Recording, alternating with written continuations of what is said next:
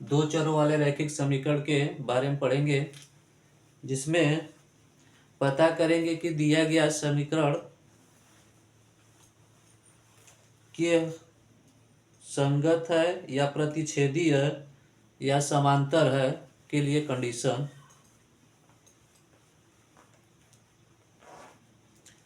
चलिए देखते हैं। कोई भी अगर रेखा दिया गया है a1x plus b1y plus c1 बराबर 0, इक्वेशन नंबर फर्स्ट। और उसी तरह दूसरा दिया गया है a2x plus b2y plus c2 बराबर 0, इक्वेशन नंबर सेकेंड। तब कह रहा है कि जांच कीजिए कि इस कोई भी रेखा संगत होगी, या उससे पहले पता करना होगा कि यह रेखाएं प्रतिच्छेदी होगी कि समांतर होगी कि संपाती होगी। तो हम लोग पता करेंगे। तो अगर प्रतिच्छेदी हो, चाहे समांतर हो, चाहे संपाती हो, उसको ज्ञात करने से पहले हमें इन रेशियो निकालेंगे, a1/a2 का मान और b1/b2 का मान और c1/c2 का।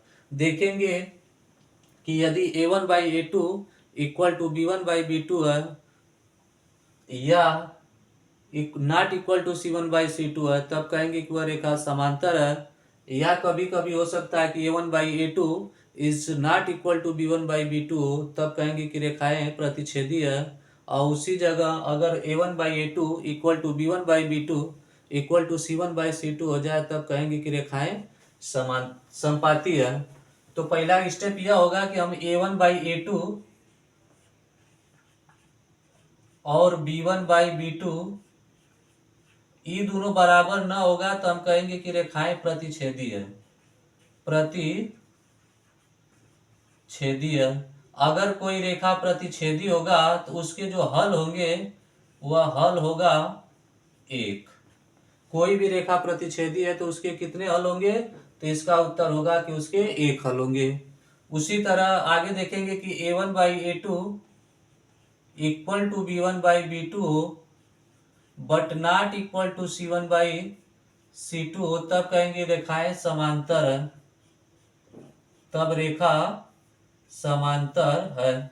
अगर रेखा समांतर है तो उसके हल जो होंगे वह 0 होंगे। आगे a1/a2 equal to a1/a2 equal to b1/b2 equal to c1/c2 हो, तब कहेंगे कि रेखाएं संपाती है। इसका मतलब इसके हल जो होंगे वो अनंत होंगे, हल अनंत होंगे। प्रतिच्छेदी का मतलब होता है कि एक रेखा इधर से आए दूसरा का इधर से आए तो किसी न पॉइंट पे कट करते हैं। और समांतर का मतलब होता है कि दो रेखा खींची गई और दोनों के बीच का डिस्टेंस हमेशा बराबर हो, तो यह रेखाएं समांतर होंगी। संपाती का मतलब होता है कि अगर एक रेखा खींची गई, इसी के ऊपर दूसरी रेखा खींची जाए, तब इसको कहेंगे कि यह दोनों रेखाएं संपाती हैं। इसी पर आधारित आज हम लोग सवाल को देखेंगे, जिसमें पहला क्वेश्चन एक दिया गया है कि 5x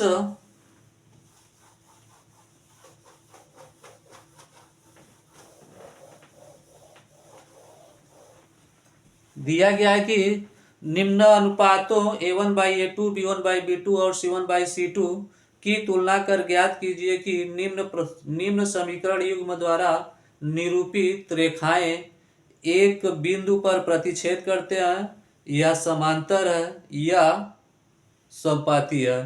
क्वेश्चन नंबर फर्स्ट है 5x - 4y 5x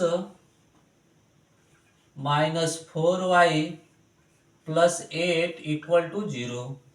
equation number first दिया है। दूसरा दिया गया है 7x plus 6y 7x plus 6y plus नहीं बल्कि -9 इक्वल टू 0 दिया गया। फिर से देखिएगा, कह रहा है कि जांच करके बता करिए कि a1/a2 b1/b2 और c1/c2 की सहायता से पता करना है कि यह रेखा युग्म जो दिया गया है ये प्रतिच्छेदी है या समांतर है या संपाती है। तो इस प्रतिच्छेदी समांतर संपाती के लिए अभी हम बताए कि कोई भी रेखा जो भी दिया गया इनके यक्ष के गुणांकों का अनुपात निकालेंगे, फिर उसके बाद y के गुणांकों का अनुपात निकालेंगे, फिर कांस्टेंट का अनुपात निकालेंगे। अगर तीनों में जो भी रिलेशन बनेगा उसके सहायता से हम लोग पता करेंगे कि रेखाएं समांतर है कि प्रतिच्छेदी या संपाती है। तो पहले हम a1/a2 का मान देखें। a1/a2 मतलब यक्स के कोफिशिएंट का रेशियो यहाँ 5/7 मिला। उसी तरह b1/b2 निकालेंगे तो इसका मान मिला -4/6। इसको जब कट करेंगे तो यह होगा 2/3 -2/3। उसी तरह c1/c2 देखें, c1/c2 का वैल्यू 8/-9। तो हम देख पा रहे हैं कि a1/a2 का मान 5/7 है, b1/b2 का मान -2/3 है और c1/c2 का मान 8/-9 है। तो इसमें संबंध जो मिला है हमें, संबंध यह मिला है कि a1/a2 is not equal to b1/b2। क्यों? क्योंकि a1/a2 का मान 5/7 है और b1/b2 का मान -2/3 है। दोनों रेशियो बराबर नहीं है, अतः हम कहेंगे कि यह रेखा युग्म जो भी रेखा युग्म दिया गया है वह प्रतिच्छेदी है। जो रेखा युग्म दिया गया है वह प्रतिच्छेदी है। आगे क्वेश्चन नंबर 2 देखते हैं।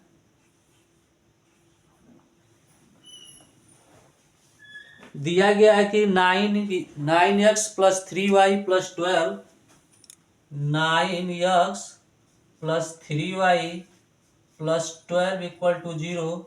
दूसरा ऑप्शन है, दूसरा समीकरण दिया गया है 18x + 6y 18x + 6y + 24 = 0। यहाँ भी वही चेक करना है कि रेखा प्रतिच्छेदी समांतर संपाती में से क्या है। तो देखेंगे, पहले a1/a2 का मान निकालेंगे। तो a1/a2 का मान मिला हमें 9/18। इसको जब काटेंगे तो होगा 9 1 जा 9 9 2 जा 18 1/2। b1/b2 का मान निकालेंगे तो यह होगा 3/6। इसको भी कट करेंगे तो यह भी 1/2 मिलेगा। उसी तरह c1/c2 देखेंगे, c1/c2 का मान यह 12/24। इसको भी अगर कट करेंगे तो यहाँ 1/2 मिला। तो हमें पता चला कि a1/a2 का मान भी 1/2, b1/b2 का मान भी 1/2, c1/c2 का मान भी 1/2। अतः हम कह सकते हैं कि जो कंडीशन मिला है वह होगा कि a1/a2 = b1/b2 = c1/c2। अतः सबका मान एक बराबर है 1/2। अतः हम कह सकते हैं कि जो रेखा युग्म दिया गया है, रेखा युग्म संपाती है, रेखा युग्म संपाती है। चलिए इरेज करते हैं इसे।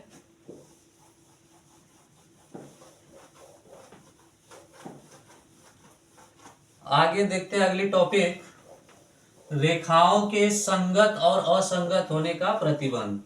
रेखाओं के संगत और असंगत होने का कंडीशन। संगत और असंगत होने का प्रतिबंध। संगत कब होगा कोई रेखा?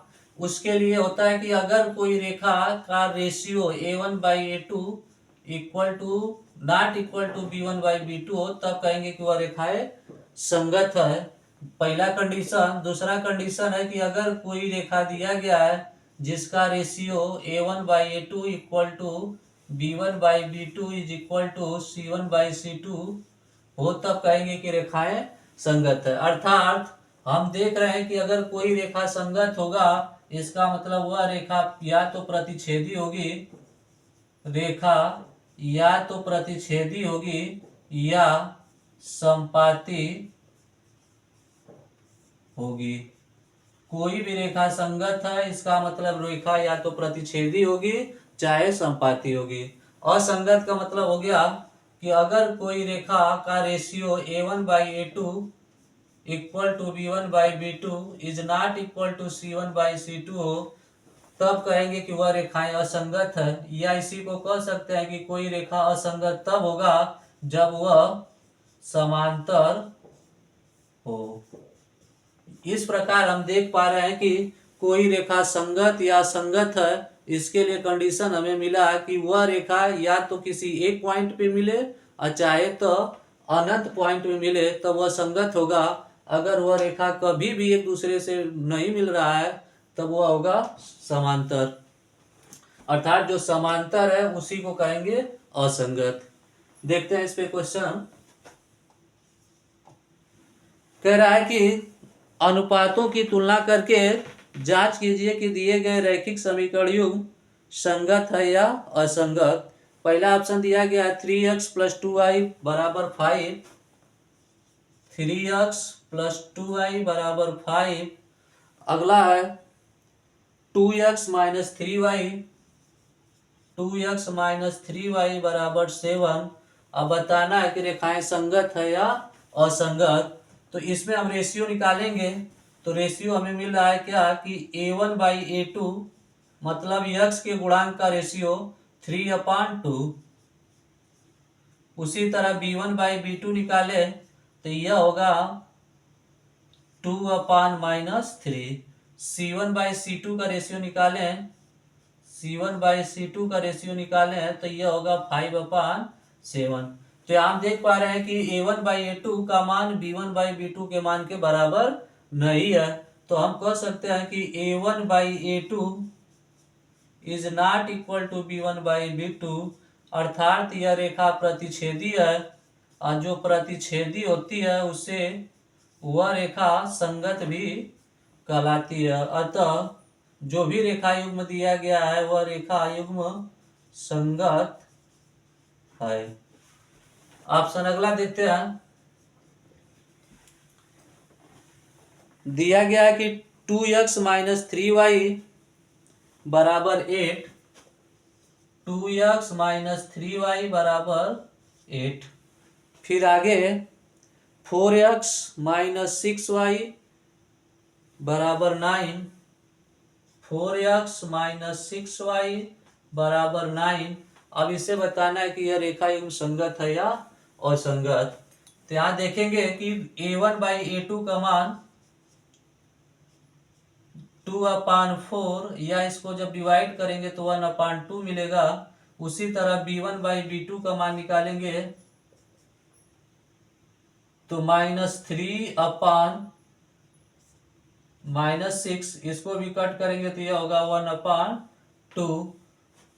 फिर c1/c2 का मान देख रहे हैं तो यह हो रहा है 8/9। तो यहाँ हमें मिला क्या कि a1/a2 का मान और b1/b2 का मान, दोनों का मान 1/2 है, जबकि c1/c2 का मान 8/9 है। तो इस प्रकार हम देखें कि a1/a2 यह तो बराबर है b1/b2 के, लेकिन c1/c2 के बराबर नहीं है। अर्थात यह मिल रहा है किस वाले, समांतर रेखा कंडीशन है, और जो समांतर होता है उसे कहते हैं असंगत। जो रेखा समांतर होती है उसे कहते हैं असंगत।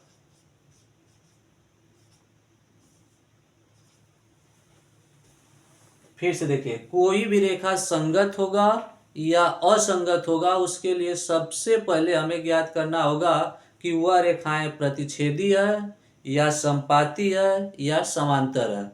और इस प्रतिच्छेदी, समांतर और संपाती के लिए हमें सबसे पहले ज्ञात करना होता है कि x के कोफिशिएंट का रेशियो, y के कोफिशिएंट का रेशियो और कांस्टेंट का रेशियो। ये तीनों में से अगर दो बराबर है, पहला दूसरा, मतलब x का कोफिशिएंट का रेशियो और y के कोफिशिएंट का रेशियो बराबर नहीं है, तब कहते हैं कि वो रेखाएं प्रतिच्छेदी होगी अगर a1/a2 मतलब x के कोफिशिएंट का रेशियो और y के कोफिशिएंट का रेशियो बराबर है, लेकिन कांस्टेंट का रेशियो बराबर नहीं है, तब कहते हैं कि रेखाएं समांतर है। अगर उसी जगह तीनों का रेशियो बराबर हो जाए, मतलब x के कोफिशिएंट का रेशियो बराबर हो जाए, y के कोफिशिएंट का रेशियो बराबर हो जाए, कांस्टेंट के रेशियो के बराबर, तब कहते हैं कि वह रेखाएं संपाती होगी। और जो संपाती और प्रतिच्छेदी होगा उसी का नाम होता है संगत, और जो समांतर होता है उसको कहते हैं असंगत।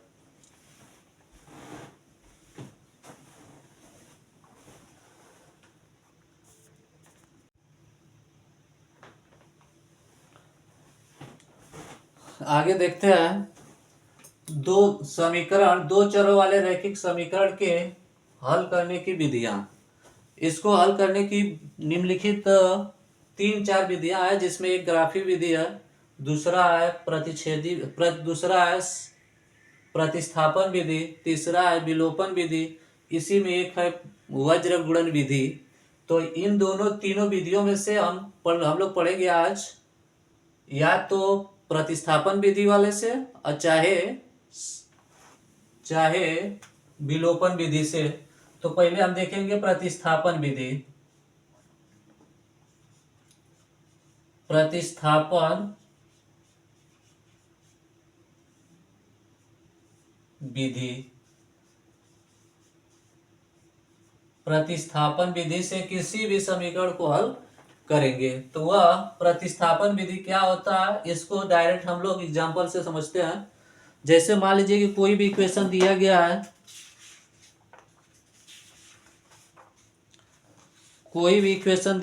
कि 7x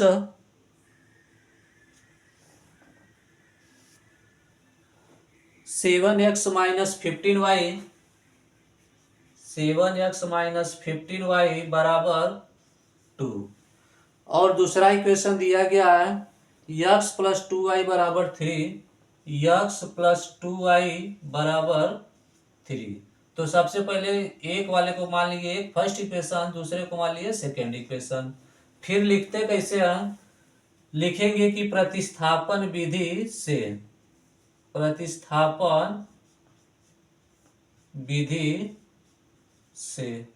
एकदम स्टेप बाय स्टेप समझेंगे। प्रतिस्थापन विधि से इसमें होता है क्या है कि सबसे पहले लेते हैं समीकरण 1। तो समीकरण 1 से 7x - 15y बराबर 2। इसमें करेंगे क्या कि x वाला वैल्यू एक तरफ और सभी मान को दूसरे तरफ करते हैं। तो यहाँ से 7x को इसी जगह छोड़ेंगे तो ये 15y उधर जाएगा, तो उधर बचेगा कितना 2 + 15y। यहाँ से x का मान निकालेंगे तो यह x का मान होगा 2 + 15y/7, जिसे मानेंगे इक्वेशन नंबर 3। फिर करते क्या है कि x का वैल्यू, अब यहाँ समीकरण 1 लिए थे, वहां से निकल गया हमें समीकरण नंबर 3, लेकिन इस 3 से x का मान कहाँ रखेंगे, समीकरण नंबर 2 में। तो लिखेंगे कि x का मान समीकरण 2 में रखने पर 2 में रखेंगे तो होगा क्या, x का मान मिला हमें 2 + 15y/7 + 2y बराबर 3। अब क्या करेंगे, पहले सॉल्व करेंगे। इसका मतलब इसके नीचे कुछ ना, तो मान ले 1 का गुणा इधर करेंगे और 7 का गुणा इधर। तो 1 का गुणा जब इसमें होगा तो यह मिलेगा 2 + 15y + 7 का गुणा उधर होगा तो 7 दूनी 14 y बटा में पूरा के 7 एकम 7 बराबर मिला 3। या इसी 7 को उधर लेके जाएंगे तो यह होगा 2 + 15 और 14 जोड़ेंगे तो 29y बराबर मिलेगा 7 त्रिके 21। अब निकालेंगे मान हम लोग 29 y बराबर होगा 21 माइनस में 2, या 29y बराबर होगा 21 में से 2 गया 19, y बराबर मिला 19 बटा में 29। y का मान तो प्राप्त हो गया। अब इसी y के मान को लिखेंगे समीकरण नंबर 3 में। लिखेंगे y का मान समीकरण 3 में रखने पर, समीकरण 3 में रखने पर रखिए, रखेंगे तो होगा क्या, 3 समीकरण यहाँ x बराबर 2 प्लस 15y, y की जगह मिला है 19 बटा में 29, फिर पूरा के बटा 7। सॉल्व करिए। इसे जब सॉल्व करेंगे तो ये होगा 2 प्लस 15 का गुणा 19 में, तो 19 पचे 95, हासिल 9, 19 से कम 19, 19 9 28 बटा में 29, पूरा के बटा 7। अब इस 29 का गुणा इधर करेंगे तो 29 दूना 58 प्लस 285 बटा में 29 और 7 का गुणा होगा नीचे 29 गुणे 7, या इसी को सॉल्व करेंगे तो 8 5 13, 5 8 13, 1 14, यहाँ होगा 2 1 3, 343 बटा में 7 गुणे 29, 7 से काटेंगे तो यह होगा 7 चौक 28, बचा कितना 28 से 34 63, 7 9 63, या यह मान मिला 49/29। अतः x का मान हमें प्राप्त हुआ 49/29। तो आंसर हमें मिला x बराबर 49 बटा में 29 और y बराबर मिला 19 बटा में 29। फिर समझिए विलोपन प्रतिस्थापन विधि में होता क्या है। सबसे पहले इक्वेशन नंबर फर्स्ट लेते हैं, वहां से x का मान एक तरफ, उसे x का मान एक तरफ करेंगे और पूरा मान दूसरे तरफ, उसे मानेंगे इक्वेशन नंबर थर्ड। फिर उसी x के वैल्यू को इक्वेशन नंबर सेकेंड में रखते हैं, फिर वहां से सॉल्व करके y का मान निकलता है। जब y का मान निकल जाता है तो उस y के मान को इक्वेशन नंबर थर्ड में रखते हैं, जहां से x का मान प्राप्त होता है। इस प्रकार हमें x और y दोनों का मान प्राप्त हो जाता है।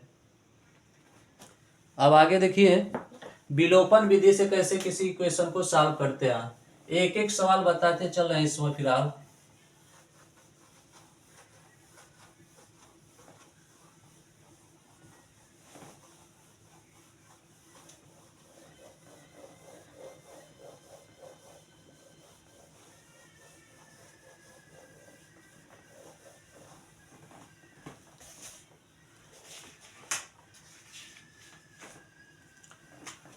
विलोपन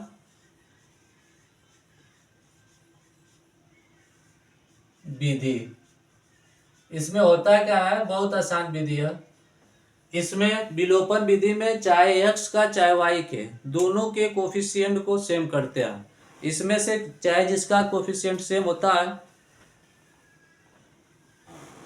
उस कोफिशिएंट के सहायता से, अगर x के कोफिशिएंट को अगर हम सेम किए तो अब उसके साइन को देखेंगे कि x का साइन मतलब ऊपर वाला x के और दूसरे इक्वेशन के x के इक्वेशन का जो साइन है, अगर दोनों सेम होगा तब तो लिखेंगे कि घटाने पर, अगर साइन अपोजिट है तब दोनों को जोड़ने पे एक भाग कट जाएगा दूसरका के साथ, वहां से दूसरके वाले का मान निकाल लेते हैं और उसी दूसरके के मान को फिर इक्वेशन नंबर किसी भी चाहे फर्स्ट में चाहे सेकंड में रख देते हैं, वहां से x का निकल जाता है। इस प्रकार x और y दोनों का आंसर प्राप्त होगा।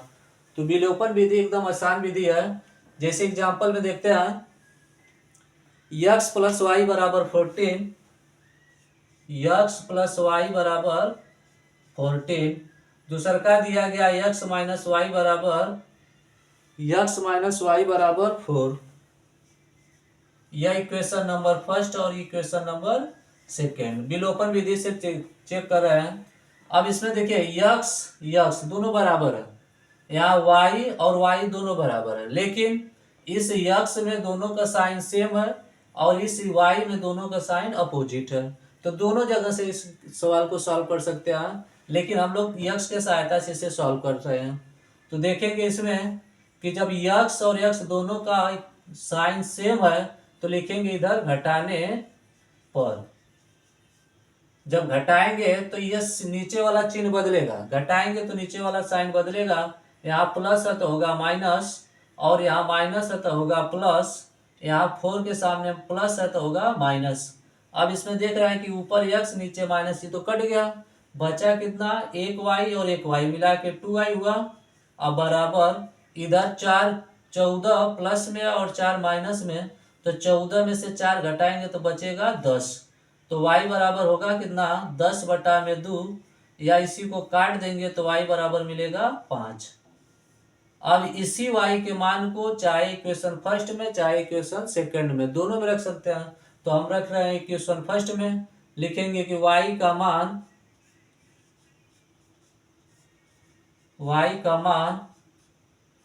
समीकरण 1 में रखने पर, समीकरण 1 में रखने पर रखेंगे तो होगा का, x अपने जगह प्लस y के जगह मिला कितना 5, तो इस y के जगह रखेंगे 5 बराबर 14।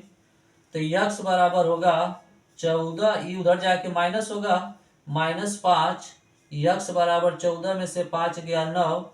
तो इस प्रकार हमें आंसर मिला कि x का मान, आंसर प्राप्त हुआ x का मान 9 और y का मान 5। आगे क्वेश्चन और देखते हैं इसी पर आधारित।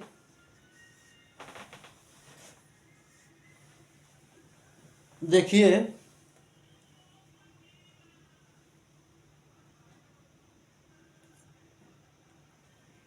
दिया गया कि 0.2x 0.3y 0.2x plus 0.3y बराबर 1.3।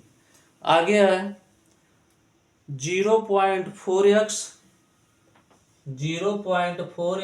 प्लस 0.5y बराबर 2.3, 0.5y बराबर है 2.3। चलिए देखते हैं, यहाँ जो लिखा गया मान है 0.2 है, 0.3 है और इधर 1.3 है। तो हम देख पा रहे हैं कि पीछे से एक अंक पे यहाँ दशमलव, एक अंक पे यहाँ पे दशमलव, एक अंक पे यहाँ पे दशमलव, सब जगह एक एक अंक पे दशमलव। तो इसमें दोनों तरफ अगर हम 10 से गुणा कर देंगे तो यहाँ से दशमलव का होगा हट जाएगा। उसी तरह यहाँ भी दशमलव के बाद एक अंक है, दशमलव के बाद एक अंक है, यहाँ भी दशमलव के बाद एक अंक है।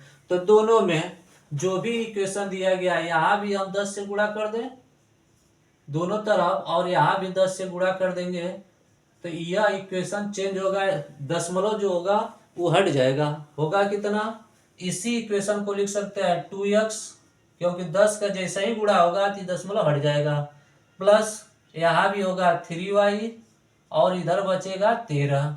इसे मान लिया इक्वेशन नंबर फर्स्ट। फिर आगे यहाँ का होगा, गुणा करेंगे तो यहाँ भी वही चीज मिल रहा है, 4x प्लस 5y बराबर 23, इक्वेशन नंबर सेकेंड। हम चेक इसको लगाने का तो कई विधि से लगा सकते हैं, ग्राफी से भी सॉल्व हो सकता है, और विलोपन वज्र जो भी नियम लगा सकते हैं, या प्रतिस्थापन, चाहे जिससे ये सॉल्व हो सकता है। तो हम लोग अभी देख रहे हैं विलोपन विधि, इसलिए विलोपन विधि से लगाएंगे। तो लिखेंगे विलोपन विधि, विलोपन विधि को अंग्रेजी में कहते हैं एलिमिनेशन मेथड,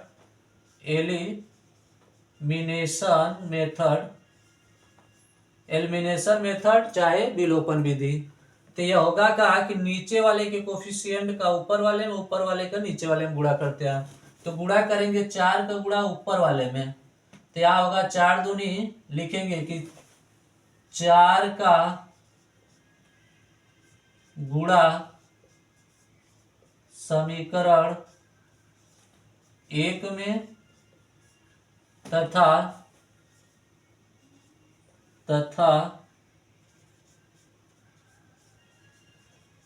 समीकरण दो में 2 से गुणा करने पर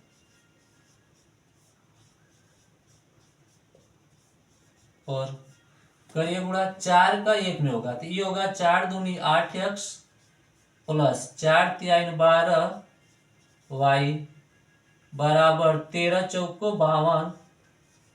फिर नीचे होगा 2 का गुणा करेंगे तो 2 चौको 8x प्लस 2 पचे 10y बराबर 23 दूना 46। अब क्या करेंगे, दोनों का साइन सेम है, दोनों प्लस, यहाँ भी प्लस यहाँ भी प्लस, दोनों का साइन सेम है, इसलिए क्या करेंगे घटाने पे लिखेंगे घटाने पर। जब घटाएंगे तो साइन चेंज होगा, ये माइनस होगा, यहाँ भी माइनस होगा और यहाँ भी माइनस। ये तो कट गया दोनों, 8x में से 8x निकल के। अब इधर बचा 12y और उसमें से घटाना है 10y। 12y में से 10y घटाएंगे तो बचेगा 2y बराबर 52 में से 46 को घटाएंगे तो बचेगा 4 होगा ना, 6 होगा। 52 में से 46 को घटाएंगे तो ये होगा 6। अब y का मान निकालेंगे तो ये होगा 6/2, काटेंगे तो y बराबर मिला 3। अब इसी y के मान को इक्वेशन फर्स्ट में चाहे सेकंड में रख देंगे तो x का मान निकल जाएगा। तो लिखेंगे y का मान समीकरण 1 में रखने पर, जब 1 में रखेंगे तो ये होगा 2x प्लस y के जगह 3 इंटू 3 बराबर 13, या 2x बराबर होगा 3 त्रिक के 9, इधर प्लस उधर जाके माइनस होगा, 13 माइनस 9, 2x बराबर मिला 4, तो x बराबर हुआ 4/2, या इसी को काट देंगे तो x बराबर होगा 2। इस प्रकार हमें जो आंसर मिला x का मान 2 और y का मान 3। अभी तक हम लोग देखे विलोपन विधि और प्रतिस्थापन विधि। प्रतिस्थापन विधि में करते क्या थे पता चल गया, उसी तरह विलोपन विधि में क्या किए वो भी पता चल गया। इस पर आधारित एग्जाम में एक सवाल कहीं न कहीं जरूर आ सकता है, तो इससे यह देखना है कि बस हमें विलोपन विधि और प्रतिस्थापन विधि आना चाहिए, जिसके सहायता से कोई न कोई सवाल जो भी एग्जाम में आए उसे सॉल्व कर लें।